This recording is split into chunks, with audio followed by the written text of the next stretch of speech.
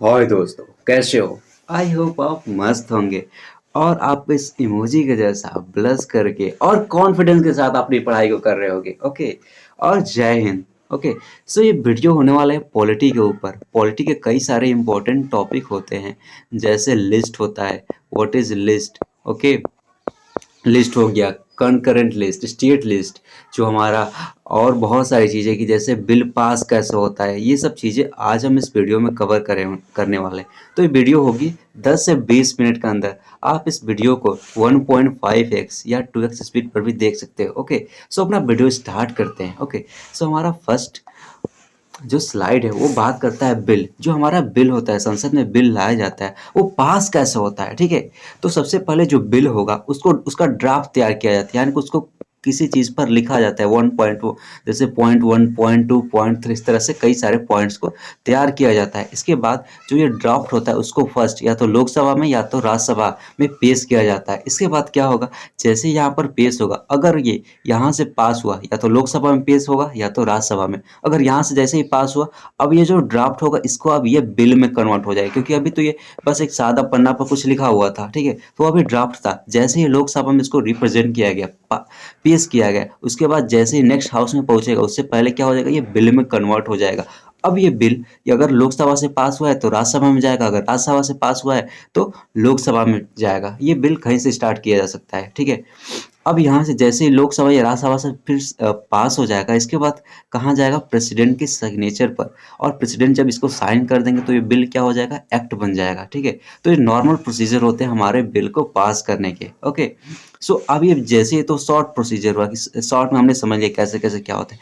But इसके अंदर बहुत सारी चीज़ें होती है जो आपके सीडीएस और एनडीए के एग्जाम में पूछी जाती है। ओके। सो चलो, तो इसको भी हम थोड़ा सा साफ करते हैं और आगे के लिए कंटिन्यू करते हैं। ओके। सो अगर कोई ऑर्डिनरी बिल, ये ऑर्डिनरी बिल की बात है, कोई साधारण बिल है, कोई भी विधेयक है, साधारण विधेयक है, उसको पास करने के लिए ये प्रोसीजर अपनाए जाते हैं। बाकी जो मनी बिल होते हैं, फिनांस बिल होते हैं, वो सब अलग अलग काम आते हैं, अलग अलग उनका प्रोसीजर होता है पास करने का। ठीक है। तो पहले इसको ऑर्डिनरी बिल को हम कवर करते हैं। तो ऑर्डिनरी बिल होगा वो कहाँ पहले पेश किया जाएगा, फर्स्ट हाउस है। फर्स्ट हाउस क्या हो सकता है, लोकसभा भी हो सकता है, राज्यसभा। यानी कि ऑर्डिनरी बिल को हम लोकसभा में रिप्रेजेंट कर सकते हैं, राज्यसभा में, दोनों में भी, क्वेश्चन में भी हम कर सकते हैं। इसके बाद क्या होगा, अब ये जो फर्स्ट हाउस होगा इससे जब पास हो जाएगा, अब जैसे ही फर्स्ट हाउस में रखा जाएगा, अब फर्स्ट हाउस के अंदर क्या क्या चीज़ें होंगी, वो वहाँ पर फर्स्ट रीडिंग की जाएगी। फर्स्ट रीडिंग में क्या होगा, उसको इंट्रोड्यूस किया जाएगा, इसका इंट्रोडक्शन वहाँ पर लिया जाएगा कि बिल के अंदर क्या क्या चीज़ें हैं।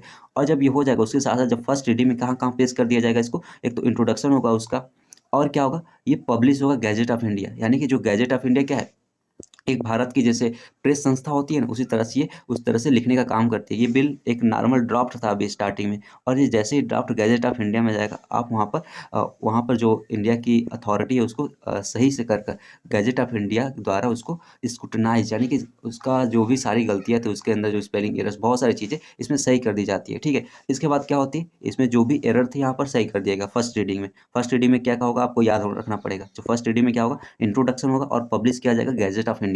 ठीक है। गैजेट ऑफ इंडिया में इसको पब्लिश किया जाता है। अब इसके बाद क्या होगा, सेकेंड रीडिंग होगी। सेकेंड रीडिंग में क्या क्या प्रोसीजर होते हैं, प्रोसीजर होगा जनरल डिस्कशन, यानी कि इस बिल पर अब डिस्कशन स्टार्ट होगा। फर्स्ट हाउस की अभी ये सब चीज़ें चल रही है। ठीक है। फर्स्ट हाउस में ये सब चीज़ें चल रही है। तो सेकेंड रीडिंग के अंदर क्या होगी, उसको जनरल डिस्कशन किया जाएगा और उस पर कमेटी बनाई जाएगी उसको चेक करने के लिए कि बिल, ये जो बिल लाया गया है ये जनता के लिए सही है कि हित में है कि नहीं, ये सब चीज़ें चेक की जाएगी वहाँ पर कमेटी बनाकर। अब इसको क्या क्या यहाँ पर पब्लिक ओपिनियन भी लिया जा सकता है, यानी कोई अगर पब्लिक से ओपिनियन अगर लेना चाहे पार्लियामेंट तो वहाँ से ले सकती है। ठीक है। और इसके बाद क्या होगा, इसका अगर पब्लिक ओपिनियन लेने के बाद अगर कोई एक अमेंडमेंट की, यानी कि सुधार की ज़रूरत है इस बिल में, तो वहाँ पर अमेंडमेंट भी किया जा सकता है। तो इतने सारी चीज़ें हमारे सेकेंड रीडिंग में होती है। तो आपको ये चीज़ें बहुत अच्छे से याद रहनी चाहिए, क्लियर होनी चाहिए। तो फर्स्ट रीडिंग में क्या क्या होता है, इंट्रोडक्शन होगा और पब्लिश किया जाएगा गैजेट ऑफ इंडिया में। ठीक है। पब्लिश मतलब एक तरह से इसके जो सारे एरर, स्पेलिंग एरर, जितने भी सारे चीज़ें होती है वो सबको दूर करके एक जो फॉर्मल जो एक प्रोसीजर होता है उसके थ्रू अब इसको सेकंड रीडिंग के लिए भेजा जाएगा। जब सेटिंग रीडिंग सेकंड रीडिंग में पहुंचेगी तो क्या होगा, वहाँ पर जनरल डिस्कशन किया जाएगा, वहाँ पर कमेटी बनाई जाएगी उस पर कि चेक करने के लिए कि बिल सही है कि नहीं, उसके सारे अंदर जो प्रोसीजर लिखी गई हैं वो जनता के हित में है कि नहीं। और इसके बाद क्या किया जाए, उस पर पब्लिक ओपिनियन भी हम ले सकते हैं। कहाँ पर, सेकंड रीडिंग में ये सब चीज़ें होगी। ठीक है। सेकंड रीडिंग में ये चीज़ें होगी और उस पर अमेंडमेंट अगर करना चाहे पार्लियामेंट तो कर सकती है यहाँ पर सेकंड रीडिंग। इसके बाद क्या होगा, थर्ड रीडिंग होगी, यानी कि डिबेट होगा कि इस बिल को पास किया जाएगा कि नहीं। अब यहाँ पर कोई भी अमेंडमेंट नहीं किया जा सकता, अमेंडमेंट किस रीडिंग में होगा, सेकंड रीडिंग में ही होगा। ओके, तो यहाँ पर थर्ड रीडिंग में क्या होगा, डिबेट किया जाएगा, उस पर बहस किया जाएगा कि इस बिल को पास करना चाहिए कि नहीं। अब इसके बाद जैसे ही वहाँ पर सेकंड थर्ड रीडिंग भी समाप्त हो गई, अब वहाँ से ये फर्स्ट हाउस से पास हो गया, ठीक है।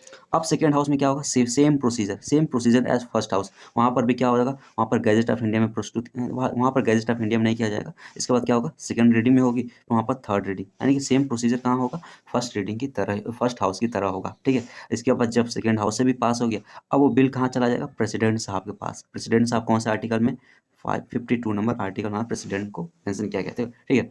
तो प्रेसिडेंट जब सिग्नेचर कर देंगे तो वो बिल क्या हो जाएगा, एक्ट बन जाएगा, ठीक है। तो ये नॉर्मल प्रोसीजर थे जो एक ऑर्डिनरी बिल को एक्ट बनाने के लिए रिक्वायर्ड है। ओके, सो आई होप आपको ये समझ में आया होगा, ठीक है। चलो अब आते हैं अपने नेक्स्ट स्लाइड पर।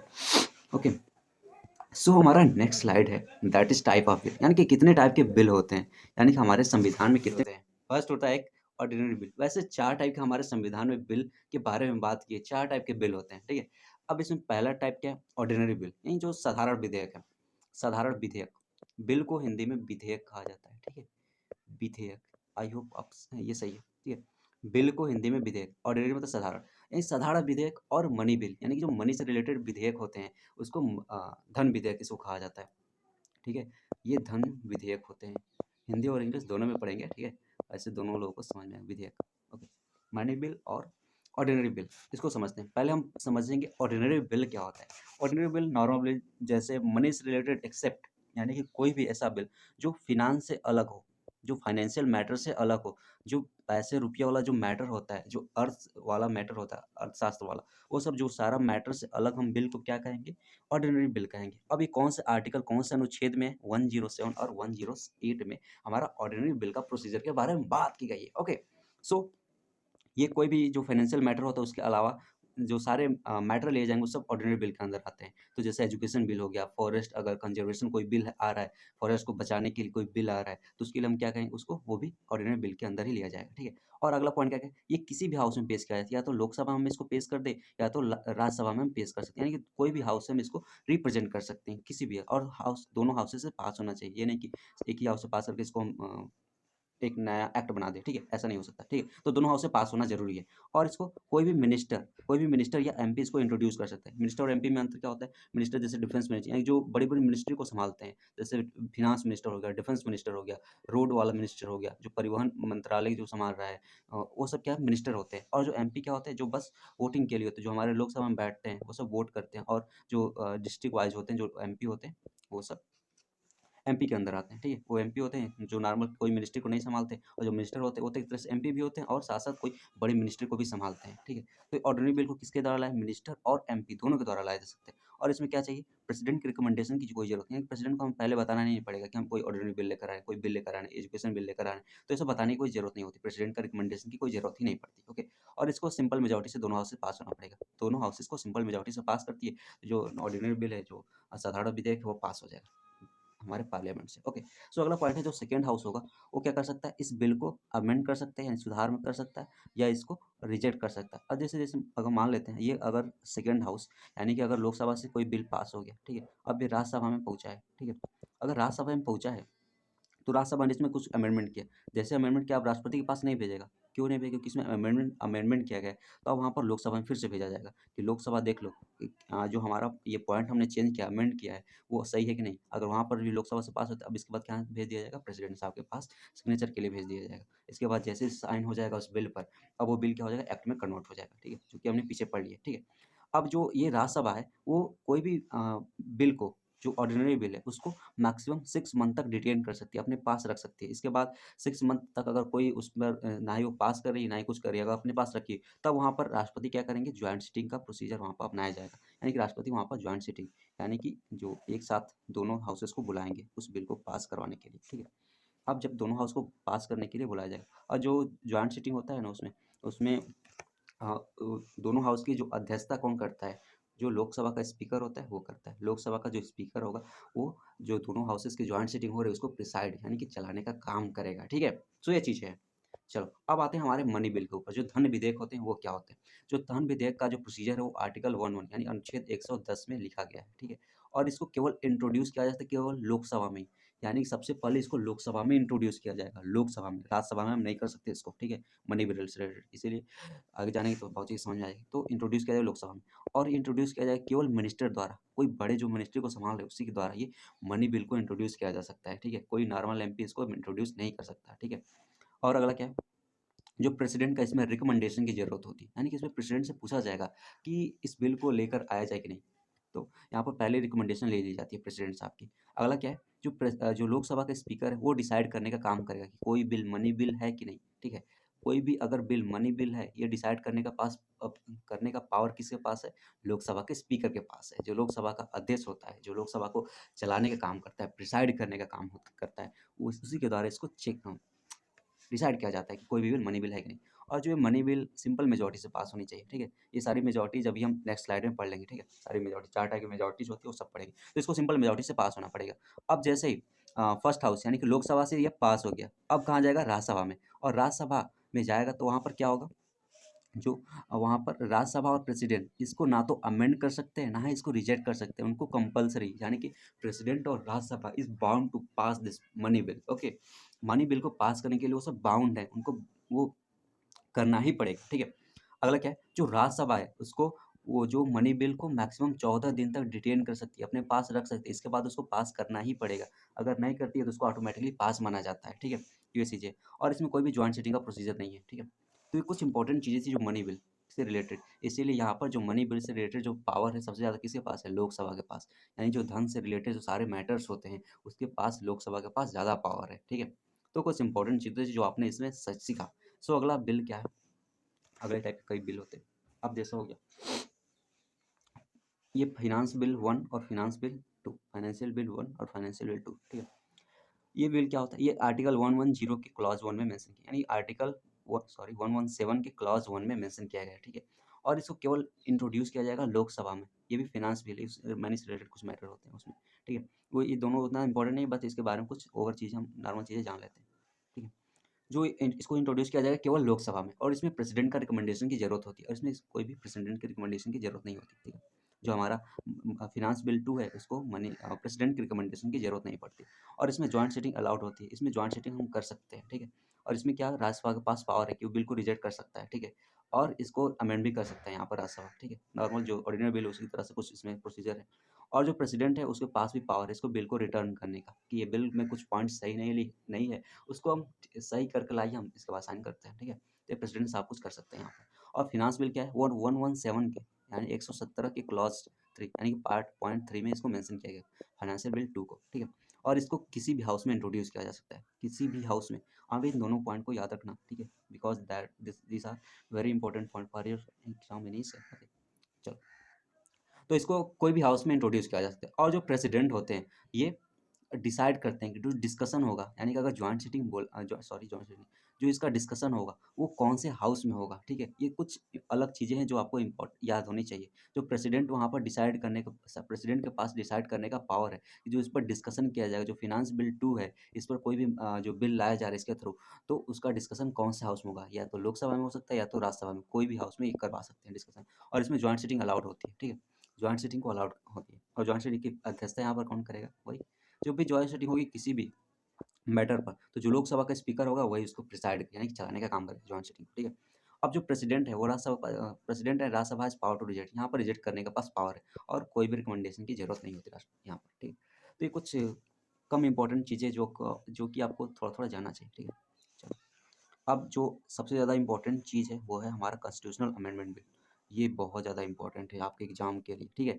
तो आपको ये याद करना पड़ेगा, इसके बारे में जानना पड़ेगा। व्हाट इज़ कॉन्स्टिट्यूशनल अमेंडमेंट, यानी कि जो संविधान में हम संशोधन कर रहे हैं उससे रिलेटेड कोई भी बिल होगा उसके बारे में कुछ इंपॉर्टेंट चीज़ है जो आपको पता होनी चाहिए। जो ये कॉन्स्टिट्यूशनल अमेंडमेंट बिल है वो दोनों हाउस से पास होना पड़ेगा, दोनों हाउस से, यानी कि लोकसभा से भी पास होगा। वैसे सारे हाउस जो बिल होते हैं वो पास होते हैं, बट यहाँ पर दोनों के पास यानी लोकसभा और राज्यसभा के पास यहाँ पर इक्वल पावर है, दोनों पास समान पावर है कि अगर लोकसभा चाहे तो इसको अमेंड कर सकती है, या तो इसको रिजेक्ट कर सकती है, या तो राज्यसभा चाहे, यानी कि दोनों पास 50-50% पावर है, यानी कि दोनों सेम पावर को एंजॉय करते हैं। किससे रिलेटेड? कॉन्स्टिट्यूशनल बिल से रिलेटेड, यानी संविधान संशोधन बिल यानी संविधान संशोधन विधेयक में लोकसभा और राज्यसभा के दोनों के पास सेम पावर है, ठीक है। और इसमें कोई भी ज्वाइंट सिटिंग अलाउड नहीं है, यानी कि यहाँ पर कोई भी ज्वाइंट सिटिंग नहीं हो सकती, ठीक है। और यहाँ पर क्या करेंगे, जो प्रेसिडेंट साहब होते हैं वो बाउंड होते हैं कॉन्स्टिट्यूशनल अमेंडमेंट बिल को पास करने के लिए, क्योंकि ये दोनों हाउसेज से पास होकर राष्ट्रपति के पास पहुंचा होगा, हमारे प्रेसिडेंट साहब के पास पहुंचा होगा, तो वहाँ पर वो बाउंड है, यानी कि बाधित है कि इस बिल को पास करना पड़ेगा उसको उनको, ठीक है। इसमें कोई भी वो चेंज नहीं कर सकते, कुछ भी नहीं कर सकते, ठीक है। और इसके साथ साथ जो ये बिल पास होगा वो कौन से मेजोरिटी से पास होगा, स्पेशल मेजोरिटी से पास होगा, ठीक है। स्पेशल मेजोरिटी से इनको पास करना पड़ेगा हाउसेस को, अगर कोई भी कॉन्स्टिट्यूशनल अमेंडमेंट बिल है, ठीक है। सिंपल मेजोरिटी, एब्सोल्यूट या इफेक्टिव मेजोरिटी की जरूरत नहीं होती, यहाँ पर स्पेशल मेजोरिटी की जरूरत होती है, जैसे प्रेसिडेंट साहब का इम्पीचमेंट में जरूरत होती है स्पेशल मेजोरिटी, ठीक है। चलो अगला क्या है, अगला है पगला, सॉरी। चलो सो अगला पॉइंट है हमारा, अगला स्लाइड है, वही स्पेशल मेजोरिटी की जरूरत होती है, वही सेम स्लाइड है दोनों, ठीक है। सो अगला स्लाइड है हमारा मेजोरिटी, यानी कितने टाइप की मेजोरिटी हमारे कॉन्स्टिट्यूशन में लिखी गई। तो ऐसे कॉन्स्टिट्यूशन में ये स्पेशल मेजोरिटी, एब्सोल्यूट मेजोरिटी, ये सब चीज़ें लिखी गई है, ठीक है। तो सिंपल मेजोरिटी क्या होता है, जैसे इसको समझते हैं, अगर राज्यसभा में मान लेते, कोई भी मान लेते, कोई हाउस में 100 लोगों की स्ट्रेंथ है, ठीक है। और वहाँ पर 80 लोग ही उपस्थित थे उस टाइम, जिस समय कोई भी बिल पर वोटिंग की जा रही थी, उस समय 80 लोग ही प्रेजेंट थे। तब वहाँ पर क्या क्या, जो ये 80 लोग हैं इनका, अब सिंपल मेजोरिटी क्या होता है, ये 50% प्लस वन, यानी कि 50% प्लस वन किसका, प्रेजेंट का और वोटिंग करने वाले, जो प्रेजेंट वहाँ पर स्ट्रेंथ है, यानी कि उसका टोटल स्ट्रेंथ थी 100, लेकिन वहाँ पर 80 लोग उस दिन आए थे। अब यहाँ पर कोई भी बिल पास करवाना है तो 80 लोगों में से 50% कितना होगा, 40 होगा, यानी कि अगर 40 प्लस वन, यानी कि 41 लोग यहाँ पर वोट कर देते हैं तो उस बिल को सिंपल मेजोरिटी से पास हो जाएगा, यानी वो बिल अब सिंपल मेजोरिटी द्वारा पास हुआ, ठीक है। तो सिंपल मेजोरिटी मतलब जो प्रेजेंट का 50%, यानी जो प्रेजेंट स्ट्रेंथ है उस समय की, उसका 50% वन, 50% प्लस वन, तो यहाँ पर 50% वन कितना हुआ, यानी 41 लोग वहाँ पर उपस्थित थे, तो वहाँ पर उसको बिल को पास माना जाएगा, ठीक है। उसको सिंपल मेजोरिटी कहा जाएगा, ठीक है। ओके। सो अगला क्या है, absolute majority. What is absolute majority, absolute majority क्या होता है, उसका टोटल स्ट्रेंथ, इसका टोटल स्ट्रेंथ कितना था, 100 था, अब इसका 50% वन कितना होगा, 50 प्लस वन, ठीक है। तो इसको एब्सोल्यूट मेजोरिटी, अगर इसके द्वारा कोई भी बिल पास होता है उसको एब्सोल्यूट मेजोरिटी कहा जाता है। और इफेक्टिव मेजोरिटी क्या होता है, जैसे क्या होती है, कभी कभी क्या होता है, जैसे कई सीटें हमारी अभी वैकेंट है, कई चीज़ों में हमारी सीटें वैकेंट होती है, ठीक है। तो वहाँ पर जो इफेक्टिव स्ट्रेंथ है, इसको समझते हैं नेक्स्ट स्लाइड में।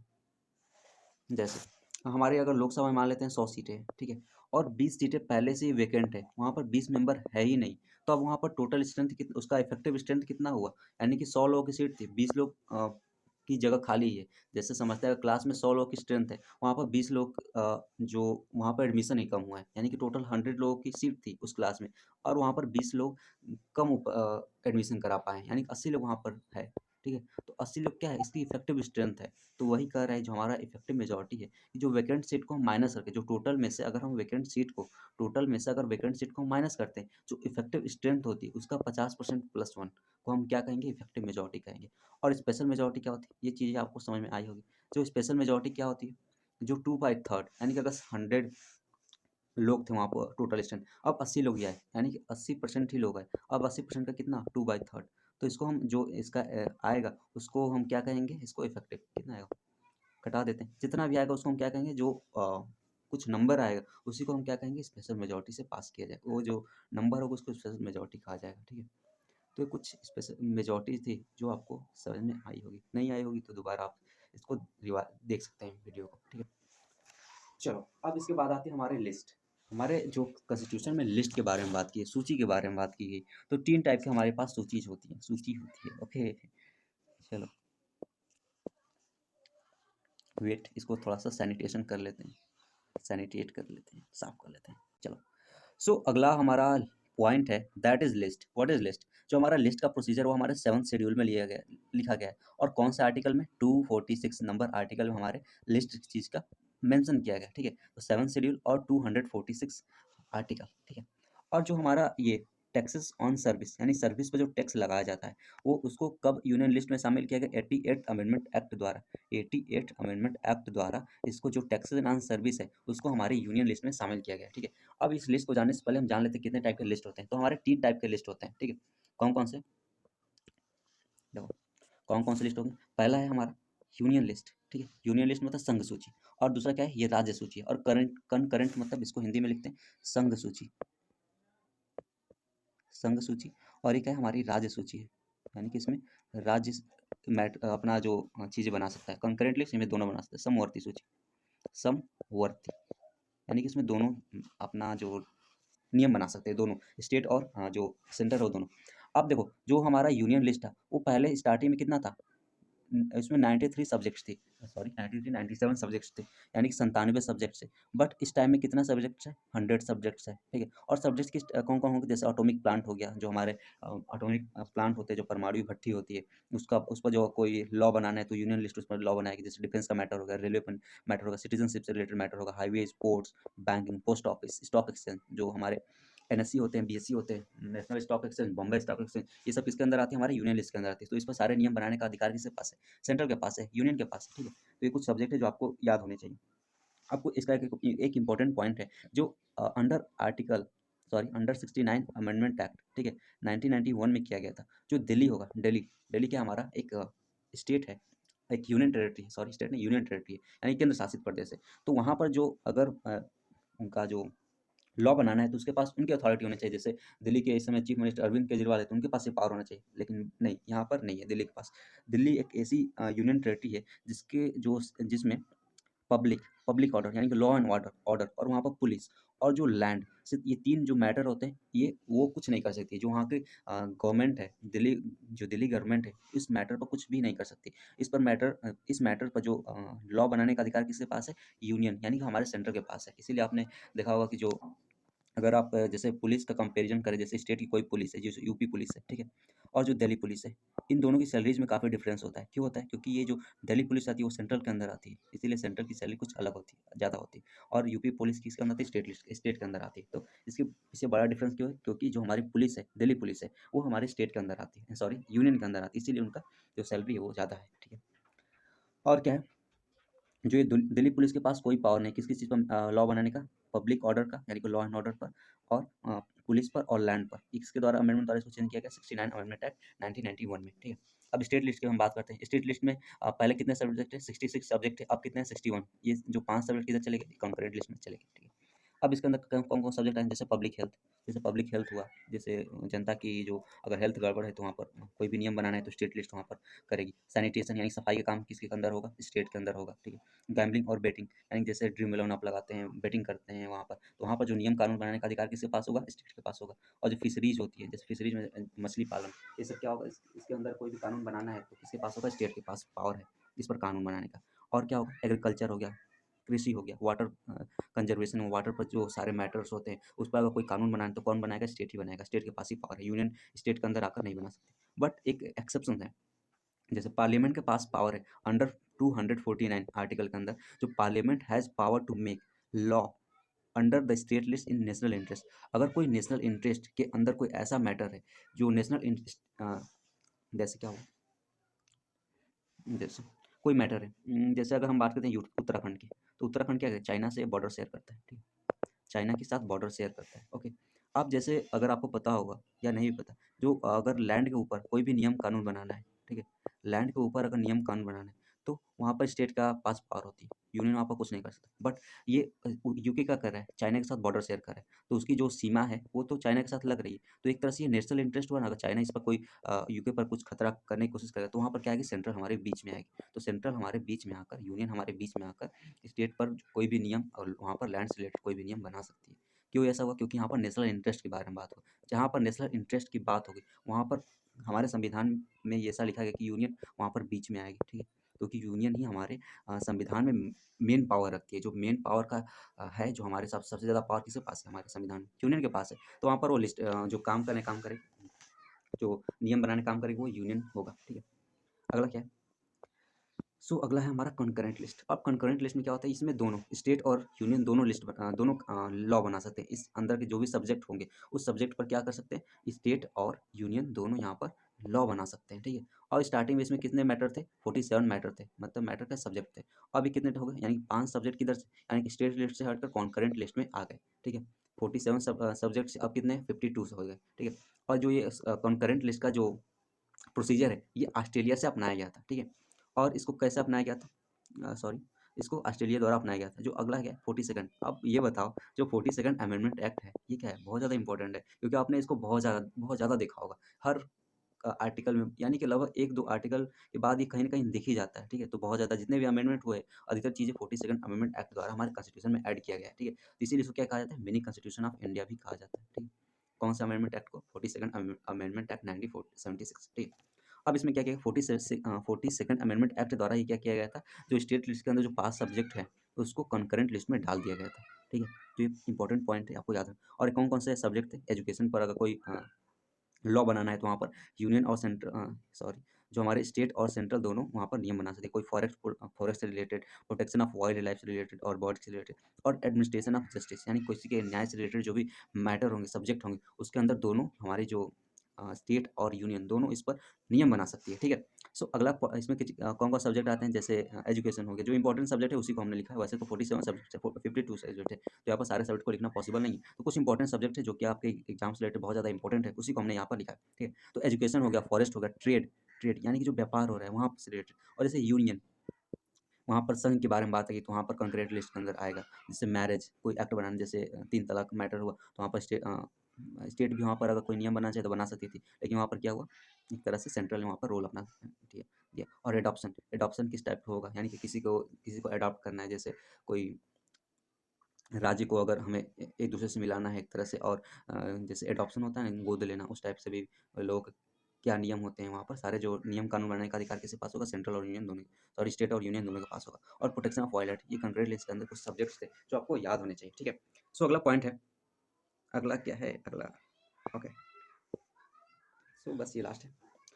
जैसे क्या हुआ, हाँ, ये बहुत ज़्यादा इंपॉर्टेंट है, आपको ये याद होने चाहिए, बहुत ज़्यादा इंपॉर्टेंट, जो आपके एग्जाम से रिलेटेड बहुत ज़्यादा इंपॉर्टेंट है, ठीक है?